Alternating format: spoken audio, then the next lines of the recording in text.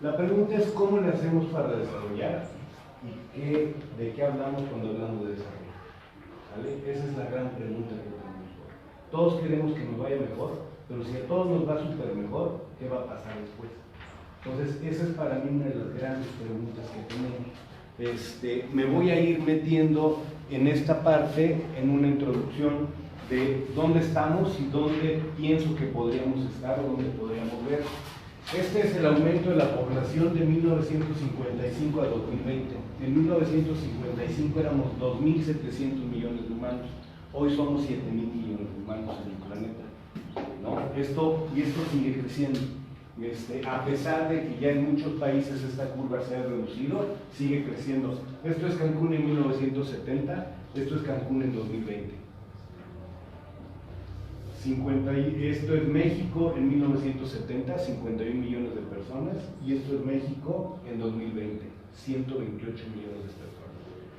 Del 70 al 20 son 50 años, se ha más de duplicado la población del país. ¿Sale? ¿Cómo le hacemos para sobrevivir en eso? Entonces, el reto está en este momento en reducir el impacto humano y poder hacer lo que hacemos hoy, pero por siempre, ¿no? Este video habla de 4 acciones, si ustedes se acuerdan. Una dice eliminar los combustibles fósiles y reemplazarlos con energías renovables. 2, hacer una producción deficiente de alimentos y reducir el consumo de carne, no de carne. Manejar efectivamente los océanos y recuperarlos, y recuperar la vida silvestre. Los que están trabajando, que son básicamente todos aquí, en cosas relacionadas con turismo y en turismo en espacios rurales, tenemos y tienen mucho que hacer en esa parte, ¿no? ¿Cómo podemos hacer algo ahí? ¿En cuál de ellos podemos hacer tú? Bueno, tal vez en unos más y en otros menos. Por supuesto, todas las diapositivas y demás se las vamos a presentar, para que se las vamos a pasar. Pueden sacar las fotos que quieran, por supuesto, pero después se las voy a subir para compartirlas, ¿no? Miren lo que está pasando con el turismo. En 1995 eran alrededor de 600 millones de visitantes. En el año 2010 llegamos al visitante 1.000 millones. Hoy en día, en el año 2020, estamos en 1.400 millones de personas viajando todos los días a nivel internacional. Esas 1.400 millones de personas no son 1.400 millones de personas, son estadísticas. Hay gente que viaja 5 veces en un año, hay gente que nunca viajó en todo el año, ¿no? Pero eso es lo que nos está pasando a nivel de cómo está creciendo el turismo. La mayor parte de la gente está utilizando el transporte aéreo, 58%. ¿Qué significa esto? Pues que básicamente todo esto es contaminación que también estamos generando con aviones.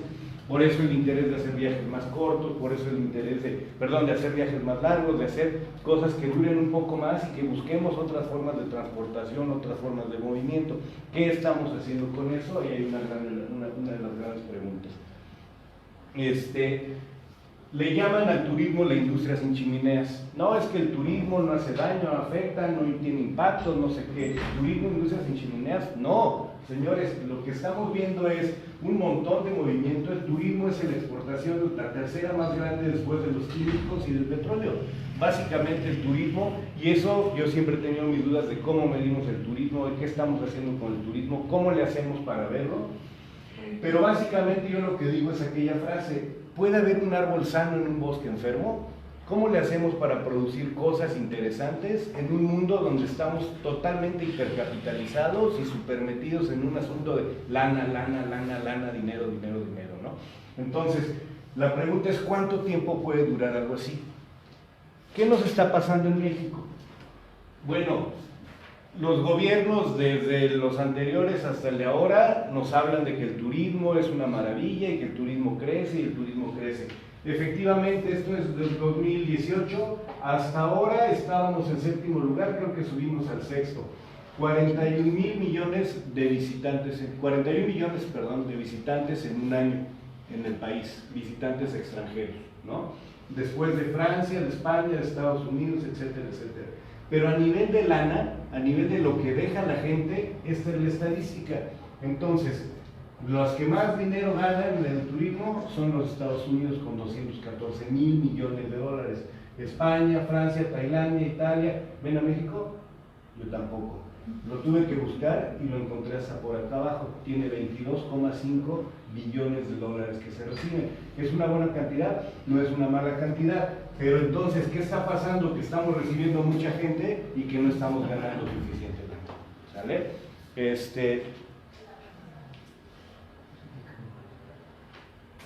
Bueno, esta es una estadística ahí cortita que les voy a ir explicando. Esto es de la Organización Mundial de Turismo, más o menos.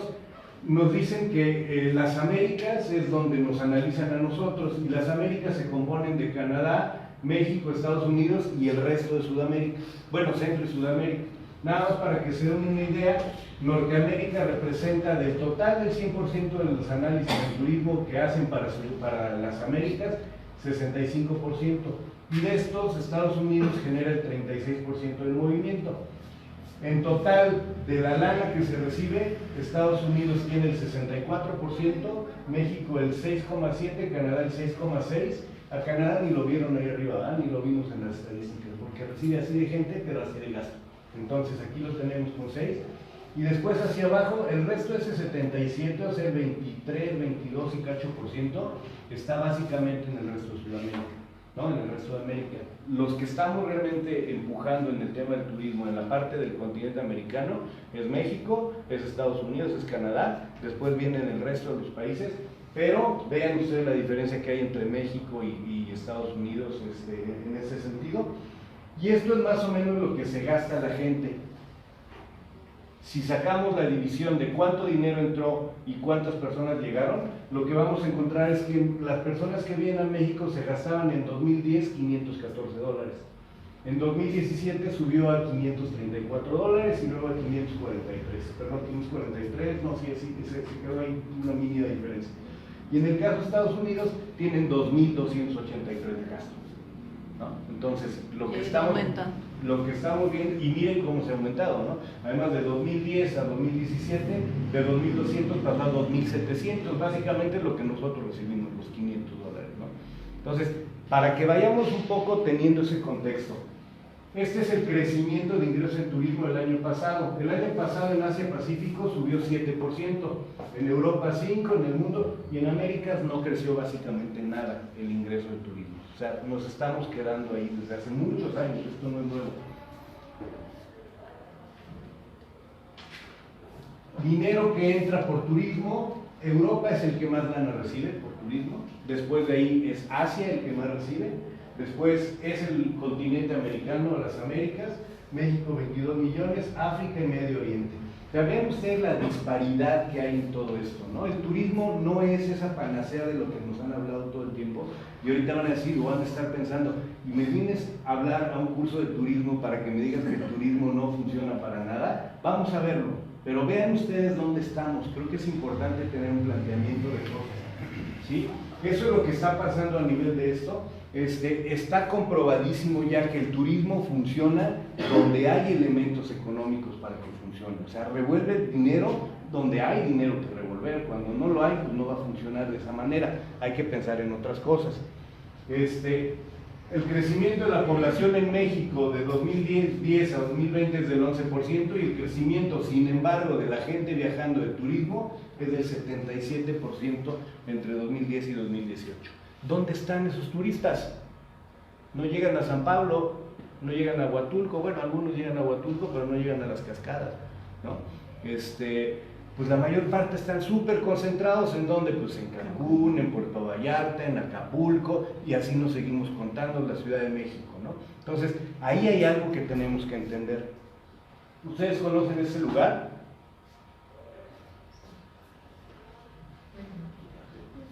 ¿De nombre? No he ido, dice. ¿Qué es? ¿No? Ahí enfrente hay una laguna, nada más que no se alcanza a ver muy bien, pero efectivamente es Venecia. Chequen este videito de 3 minutitos, que voy a volver a tener problemas para cambiarlo. Función F5, duplicado. Ahora sí se ve y ya va. Multitudes de viajeros se agolpan en los famosos puentes y corren de un momento a otro. En la ciudad de los canales, vivir se ha vuelto cada vez más difícil.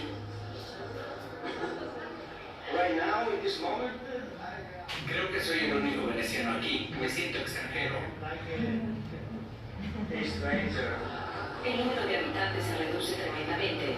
Para mostrarlo, Matteo Secchi calculó su propia estadística. En 45 años la población se redujo a la mitad, a apenas 55.000, como muestra la pantalla digital. Secchi pertenece a un grupo de activistas que lucha por pisos pagables para los venecianos. Los propietarios de las viviendas prefieren alquilar a los turistas porque ganan mucho más dinero que alquilándolo a familias venecianas. Además, alquilando a los turistas pagan menos impuestos. Por esta razón florece el negocio con Airbnb. Más de 5.000 viviendas están en oferta y son alquiladas regularmente, sobre todo a viajeros jóvenes. Venimos de Barcelona y solo nos hemos alojado una noche con Airbnb. El sector hotelero también está alarmado. Junto con activistas intentan presionar a la administración local para que tome cartas en el asunto. Piden una regulación en los alquileres privados. Nuestra propuesta es limitar los alquileres a 90, 120 o 150 días. No deberían poder alquilarlo todo el año a los turistas, porque entonces no es un ingreso adicional, sino un negocio comercial. Un negocio que también interviene en firmas extranjeras. Emanuel del Carlo no solo quiere criticar a los turistas, sino hacer algo por los venecianos. Por eso trabaja con una red internacional creando Fairbnb, una plataforma alternativa que busca el beneficio mutuo para locales y visitantes. Quien se gasta el dinero con nosotros sabe que la persona a la que le está entregando el dinero es local y que gran parte de la comisión que cobramos será reinvertida en las escuelas infantiles, programas de restauración, edificios y asuntos parecidos. Fairbnb está en fase de creación. El próximo año debería estar ya lista su plataforma online. Si tiene éxito, podrá contribuir a que la ciudad de las góndolas no esté solo en manos de turistas e inversionistas extranjeros. Habían escuchado hablar de esta palabra que llaman overtourism. Los mexicanos tenemos muchas... Uy, qué barbaridad.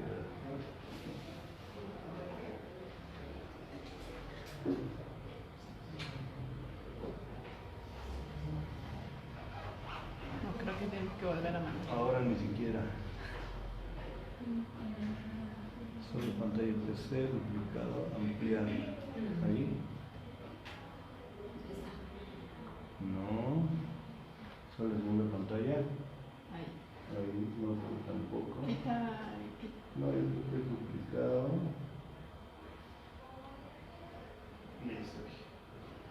Bueno, pues sí, era Italia, era Venecia. ¿Han escuchado hablar de este fenómeno de overtourism? ¿No? Sobresaturación del turismo. ¿Les ha pasado ir en Semana Santa al Andador? ¿Sí? ¿Les ha pasado estar en Muertos en el panteón donde quieren ir a ver a su familia? Sí. ¿Sale? Bueno, esto está pasando también en el turismo. Probablemente en los espacios rurales no. ¿Cómo se llama ese lugar donde hay unas cascadas ahí? Ay, ¿no? No está de pena ir en Semana Santa y el agua, no está de pena ir un fin de semana a ver cómo está eso de lleno y desaturado. ¿Cómo le hacemos? ¿Qué hacemos con eso, no? Ahí hay un gran reto de cómo hacemos para evitar esa sobresaturación de las cosas. Entonces, hasta aquí diría, no, pues muchas gracias Samuel, estaba chido, turismo ya no me sirve, yo ya me voy de aquí, que te vaya muy bien, mucha suerte. La pregunta es, ¿qué nos queda? ¿No? ¿Qué hacemos entonces con todo esto? ¿Qué hacemos bajo la situación que se nos encontramos? Pues yo digo que tenemos que hacer un turismo que transforme realmente. Tenemos que hacer un turismo que quiera cambiar cosas. Si vamos a terminar haciendo las mismas cosas de siempre, pues vamos a terminar otra vez metiéndonos en los mismos problemas y después nos vamos a quejar de que Oaxaca está sobresaturado y de que Diego el Agua está sobresaturado y de que San Pablo y Milán está supersaturado y vamos a sobresaturar las cosas. Entonces tenemos que hacer algo que transforme. ¿Cómo hacemos algo diferente? Ese para mí es el planteamiento central del día de hoy, ¿sí? Esa es la idea. Nada más como para que vean un poquito, este Airbnb del que hablaban en el video ya existe, todavía no funciona en México, pero está buscando cómo hacer que la lana que entre de parte del turismo también apoye proyectos. Hay asociaciones de turismo, bueno, este es de Fair Trade, es nada más de comercio justo. ¿Alguien ha oído hablar de Slow Food? Sí. ¿No? Pues es un poco este asunto de que vamos a hacer esa convivencia que dice Noé, vamos a conocer al productor ancestral, vamos a conocer ese lugar, pero vamos a hacerlo con calma, vamos a entender qué pasa ahí, vamos a ver cómo se vive, vamos a ver cómo es, qué pasa alrededor de eso.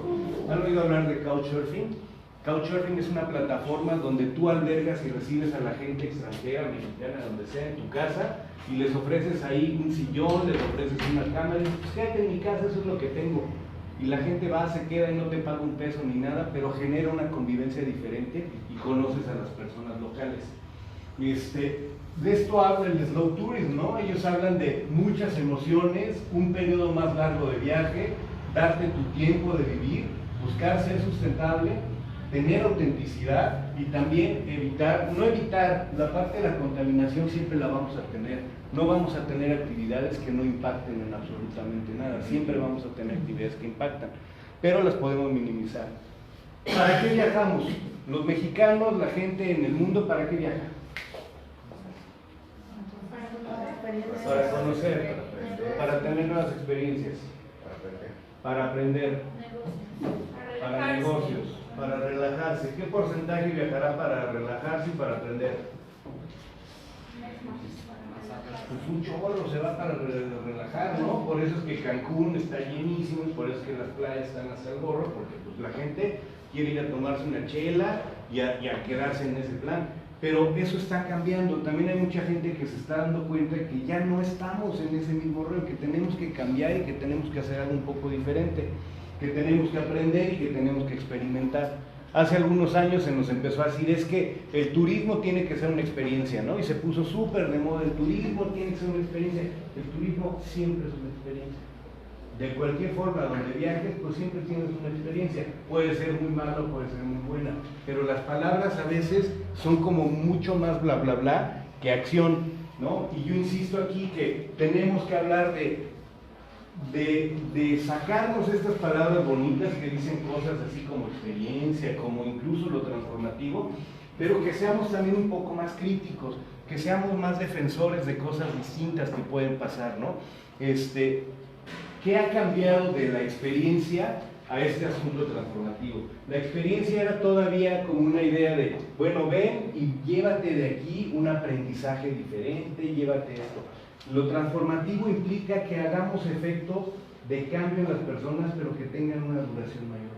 Es decir, que logremos hacer que la gente se dé cuenta de algo que está pasando y que no está siendo chido en la vida, como tirar su basura, y como eso no lo estamos ayudando, perdón, a veces no debo sacar estos ejemplos, pero en estos lugares turísticos, donde lo que vas a irte a tomar una chela y te dan tu bote de plástico y te dan tu popote de plástico y te dan Entonces, ¿de qué estamos hablando? ¿Qué queremos transformar? ¿Qué queremos cambiar? ¿No? El turismo transformativo, que ya tiene algunos años rondando por ahí, nos está diciendo es que la gente quiere hacer un viaje para hacer cambios significativos en su vida, ¿no? Yo he recibido en el tema del couchsurfing, yo recibo en mi casa gente, pero hay gente que me dice, es que Samuel, yo quiero conocer cómo es la comida, qué se hace con la comida, pero quiero entender estos espacios.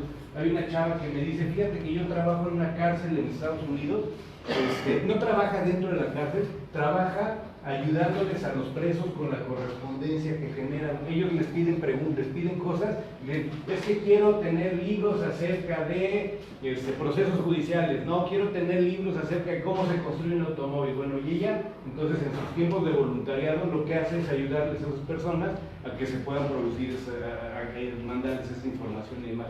Pero básicamente cuando ella viene a alimentarse de nuevas ideas y de nuevas cosas. Eso es lo que estamos buscando cuando estamos hablando de un turismo transformativo.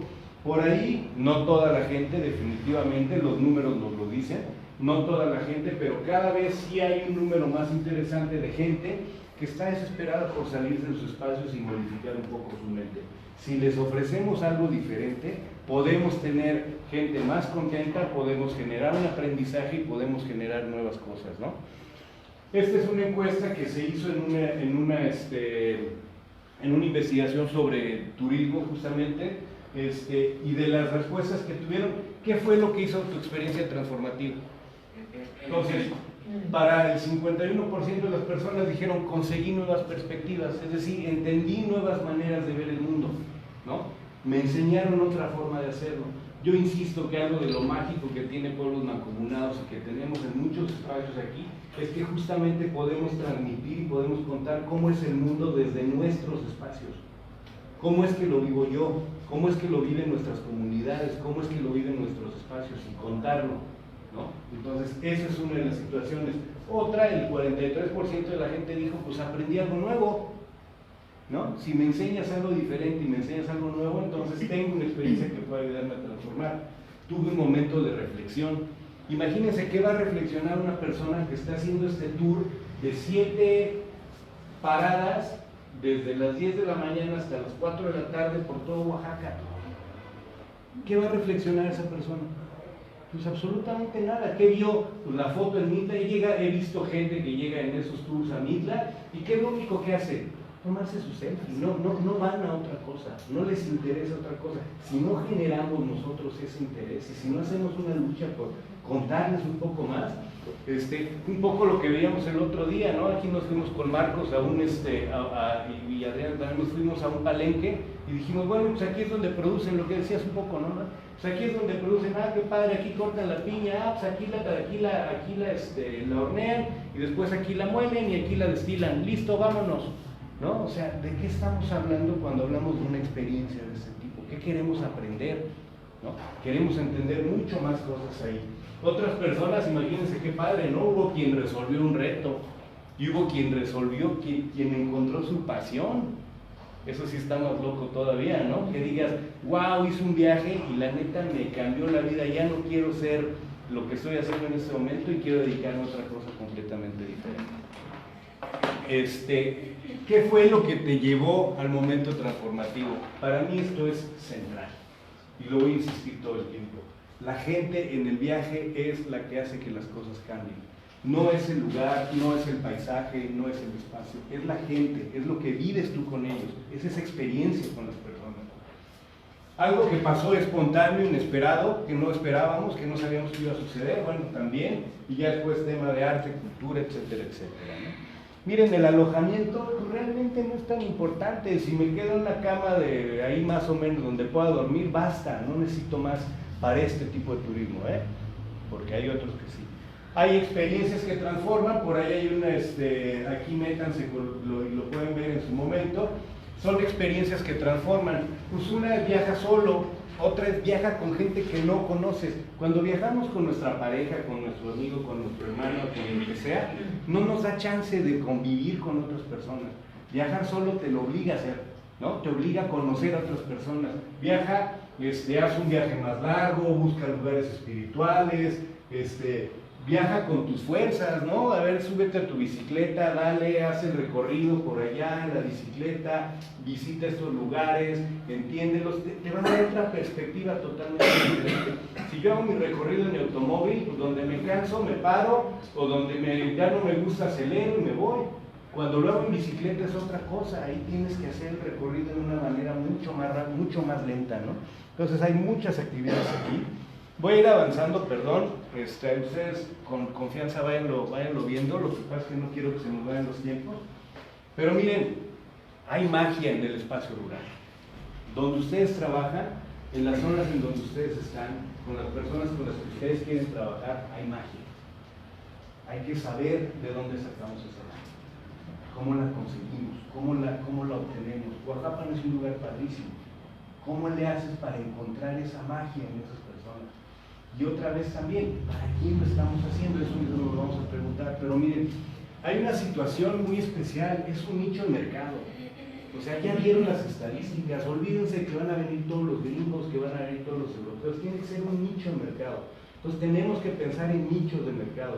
¿Quién es la persona que realmente quiere llegar desde Oaxaca hasta Huilá y quiere aventarse allá y quiere quedarse en mi casa o en casa de pobladores locales? Porque lo que no queremos es que nos regrese a Oaxaca a dormir y luego se vuelva a ir, ¿no? Queremos aprovechar ahí su estancia. Bueno, ¿quién va a ser esa persona? ¿Cómo es esa persona? Pues son los deportistas, son los maratonistas. ¿Quiénes son esas personas que quieren ir al palenque donde yo les quiero enseñar cómo se produce? ¿Quiénes son las personas con las que voy a hacer este viaje súper especializado y les voy a contar cómo es cada variedad, cuáles son las diferencias, cómo pueden probar, cuál es el proceso de polinización, etcétera, etcétera, ¿no? ¿Cómo voy a trabajar con todo eso? Bueno, primer sugerencia, no den tiros de escopeta, ¿no? Si vamos a lanzar campañas, pues hay que ver a dónde las estamos lanzando y a quién se las estamos lanzando. Hay condiciones especiales a nivel de comida, pues hay que se come lo que se tiene, lo que se come en ese espacio. Es parte de una experiencia, pero sí hay que ponerle ciertas cosas que la hagan diferente, que la hagan también más adaptable para una gente que a lo mejor no ha vivido lo que nosotros hemos vivido, ¿no? Entonces, en ese sentido hay algo importante. ¿Cómo tropicalizamos y cómo damos comodidad sin perder autenticidad? ¿Cómo lo podemos hacer sin que dejemos de ser lo que somos nosotros? Otra situación es que tenemos algo que contar, ¿no? Pero ¿cómo le hacemos para contarlo? No es tan fácil. No es tan fácil que yo le pida, se me fueron sus nombres, pero ahorita me acuerdo. Abraham, Moisés, Valentín, ¿no? ¿Cómo? A lo mejor Valentín es muy bueno para la bicicleta, pero no es el mejor para contarle a la gente cómo es su lugar, cómo es su espacio. Él necesita conocerlo, necesita aprenderlo. Uno de los grandes retos que veo con pueblos mancomunados es el tema del inglés, ¿no? O sea, llega un punto en donde ya no tienes guías en inglés. ¿Cómo le hace Noé si no tiene un buen inglés para contarles con todo el detalle cuál es el proceso de reproducción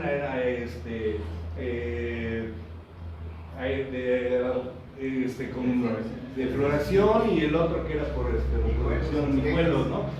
¿Cómo le hago para contar esas cosas si no tengo un buen dominio del idioma? Bueno, pues ahí tenemos un reto, ahí tenemos retos.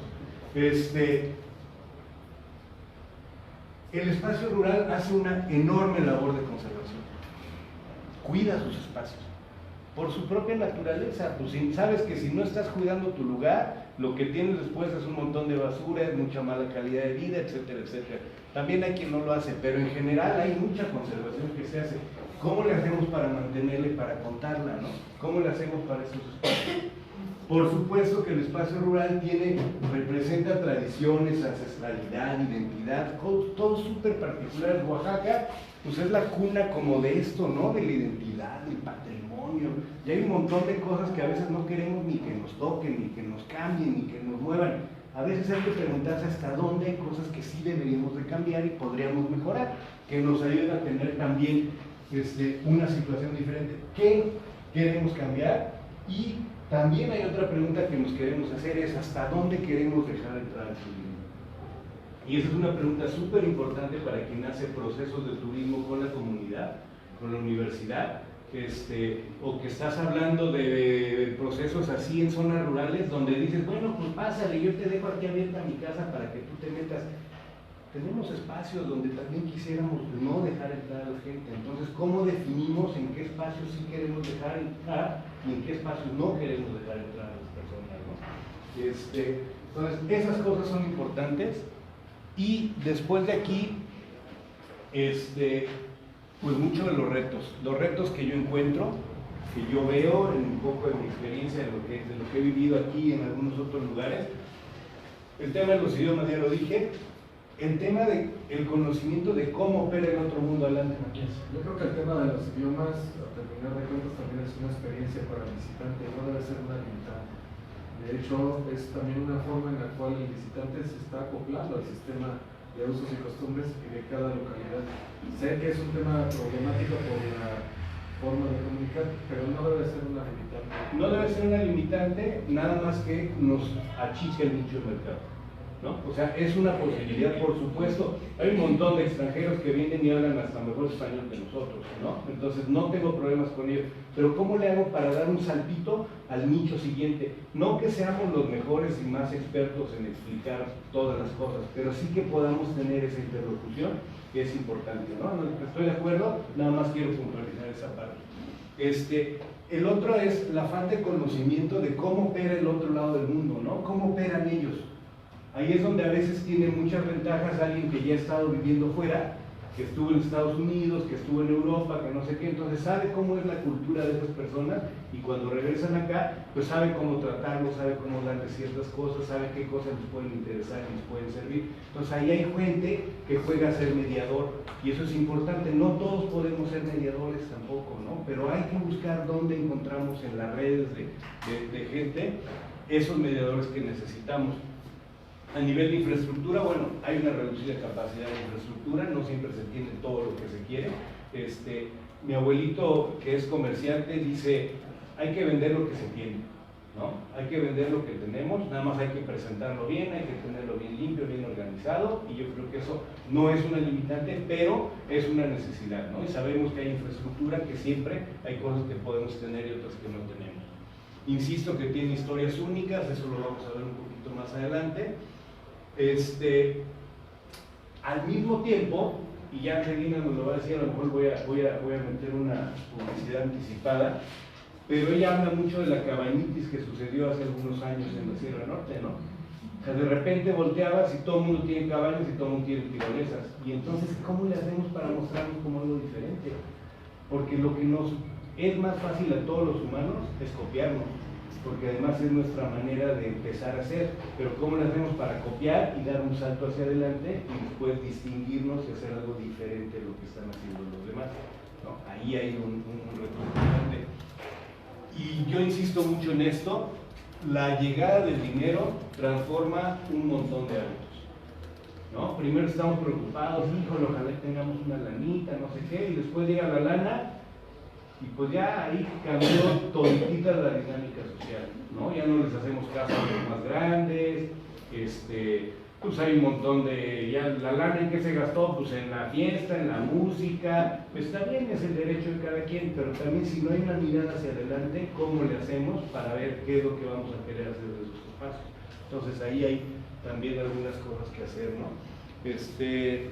En el tema del mezcal, pues no hay que tú estás en eso, tú lo habrás visto, ¿no? Cómo ha ido cambiando totalmente eso, de una tradición donde la gente producía para sus fiestas, para sus eventos sociales y demás, ahora se vuelve en una actividad que hay que producir todo el año. Entonces ahí han cambiado un montón de cosas también, ¿no? ¿Por dónde empezamos a crear experiencias diferentes? ¿O por dónde empezamos a generar un turismo que transforme? Y de aquí en adelante nos vamos a ir sobre esa parte. Yo digo que preguntándonos tres cosas para empezar. ¿Qué es lo que queremos hacer? Esa es una gran pregunta y a veces parece tan básica, ¿no? Pero la respuesta es que no tenemos una, tenemos 2, 3, 4, quiero hacer esto, quiero hacer esto, quiero hacer esto, quiero hacer esto. Bueno, empecemos con una lista de qué es lo que queremos hacer y vayamos decidiendo en función también de lo que queremos y de las siguientes preguntas, ¿no? ¿Para qué lo queremos hacer? ¿Para qué estoy haciendo esto? ¿El interés es únicamente la lana?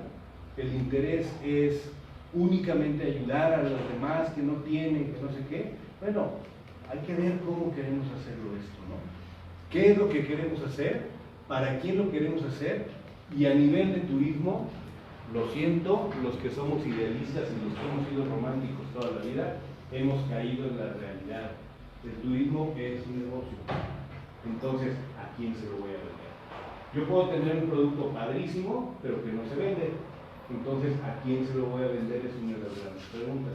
Después preguntémonos cómo lo balanceamos, un poco como lo veíamos en el video inicial, ¿no? El video inicial nos dice, oye, pues está chido, necesitamos lana, sí, pero también necesitamos comer bien, pero también necesitamos que tengamos sociedades que funcionen y necesitamos tener espacios donde podamos reproducir los fenómenos sociales una y otra vez, que podamos tener turismo para mucho tiempo, que no llegue un momento en que, como pasa ahorita en Barcelona, llegas a Barcelona y hay gente y hay lonas que dicen turistas no son bienvenidos, no los queremos aquí. ¿no? ¿Cómo le hacemos para que eso no nos pase? Creo que estamos un poco lejos de eso, pero definitivamente hay algo que ir platicando acerca de eso, ¿no? Perdón si me fui muy rápido, creo que siempre acelero todas las cosas. Está bien por los tiempos. Pero estamos con los tiempos ahí un poquito apretados. Vamos a darnos chance de que lo podamos platicar un poco. Hasta aquí. ¿Alguna duda? ¿Alguna duda? Muchas gracias. Me voy. ¿Comentarios? Una pregunta y tengo duda. ¿Qué diferencia entre ahora se está generando el ser un turista o un viajero? Porque el viajero se conecta más con el alma, con las experiencias, con la comunidad, con el entorno. Pero ¿qué tanto nos estamos nosotros preparando para recibir ahora a ese viajero, ¿no? A ese turista que es de las selfies y de un tour de 7 lugares y demás, ¿no? Esos turistas ahí siempre están, ¿no? O sea, siempre tenemos al tío que dice, oye, te voy a visitar a Oaxaca, pero me voy el viernes en la noche y me regreso el domingo en la noche. Ah, pues órale, ¿no? A ver qué te puedo enseñar. Pero realmente hay una gran diferencia y hay una gran pregunta, ¿cómo nos estamos preparando nosotros para hacerlo? A veces nos gana el hambre o nos ganan las prisas, ¿no? Y entonces, pues sí, la verdad es que nada más tengo 2 horas, sí, hombre, no hay bronca, vente tú, yo te llevo y ahorita vas a ver cómo te organizo y te doy la vuelta. Pero finalmente estamos rompiendo también nuestra idea de nuestro propio visita, ¿no? De nuestra propia esencia. Te lo quiero mostrar. Yo a la gente que viene le digo, oye, te voy a llevar, parientes, amigos, también tenemos por ahí una iniciativa, les digo, ¿sabes qué? Te voy a llevar porque te voy a llevar a 2 lugares nada más. Y nos vamos a tardar todo el día. No vamos a ir a Hiervelagua, Mitla, Teotitlán, del Palenque, no, vamos a ir a 2 lugares, pero te vas a sentar con el productor, vamos a hablar con él, vamos a hablar de lo que es el mezcal, de cómo funciona, vamos a hablar con un artesano, vamos a ir al tema de alebrijes, al tema de barros, pero vamos a ver una sola cosa. Y entonces ahí también, desde que nosotros empezamos a contarlo, tiene que marcar una diferencia. Tiene que marcar una diferencia cómo contamos nosotros lo que queremos hacer contra lo que hacen las otras organizaciones. Oye, es que tengo mucha prisa, tengo couchsurfers que llegan y me dicen, oye, es que tengo solamente 2 días. Agárrate tú. Y la verdad es que vas a ver como la 4ª parte de Oaxaca, o a lo mejor el 50% lo vayas a entrar, pero los vas a ver corriendo, ¿no? Y creo que sí hay una diferencia. A mí me pasó esto que empezaron a llegar bodas de otros países y dije, pues no solamente hay que hacer la ceremonia, sino atender a los invitados que vienen de Europa, que quieren realmente conocer. Me vi la necesidad y que aparte me encantó de irme a las comunidades para generar nuevamente estas relaciones de que vamos a ver cómo hacen la cerámica, o cómo hacen el chocolate hasta con sahumador, con ceremonia, o el mezcal, y nos quedamos en el palenque y hasta comemos salsa del metate que la señora hizo, que es de la abuela de hace 100 años, y estás ahí más de 3-4 horas conviviendo. Y creo que hay otro momento más de conexión que la gente se va más feliz que estar haciendo eso. A raíz de eso empecé como a crear ahora experiencias para los invitados de los que vienen a las ceremonias. Darles un toque mucho más profundo de lo que hay en esta esencia. Porque Oaxaca no es para que vengas nada más una vez, Oaxaca es para que vengas 10 veces. ¿Sale? Pero vete con calma, no hay prisa. Ahorita tienes 3 días, bueno, en 3 días vamos a hacer esto, pero no te aceleres. Y sí es cierto, como decía, que la gente juega un papel primordial. Depende mucho desde la información que se le brinda. Yo tengo amigos que son guías de turista y justamente hacen esa función. Solo tienen 3 días, mi opción es recorrer esta parte un poco más profundo. Quiero recorrer todos los lugares, pues están todas estas opciones. Con toda la honestidad, ¿no? Y ya es decisión de cada quien de ver cómo distribuye su tiempo. Claro. Nos ganan la lana, insisto, a veces es así como, bueno, pues ya ahorita a ver lo que caiga y ahora yo te llevo y te... Pero la verdad es que perdemos un montón de nuestra esencia, no sé lo que has comentado. Aquí, como comentaba la compañera, ¿no? A veces debemos, nosotros como anfitriones de este tipo de experiencias, debemos también enseñarle a la gente a apostar por calidad más allá de por cantidad. Porque es bien cierto, ¿no? De repente la gente dice, pues es que vengo a Oaxaca y quiero conocer todo en un día. Pues a veces hay como esos nichos de mercado, y lo mencionabas hace rato, ¿no?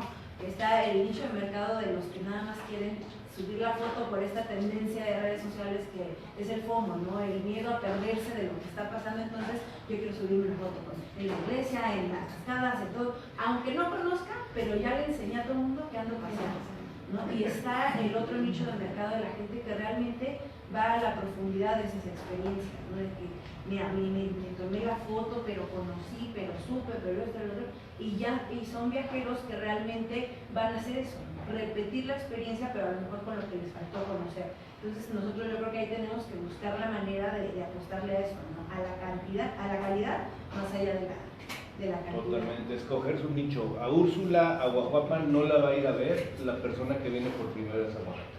No. Ella tiene que apostar por la persona que está repitiendo ya su visita.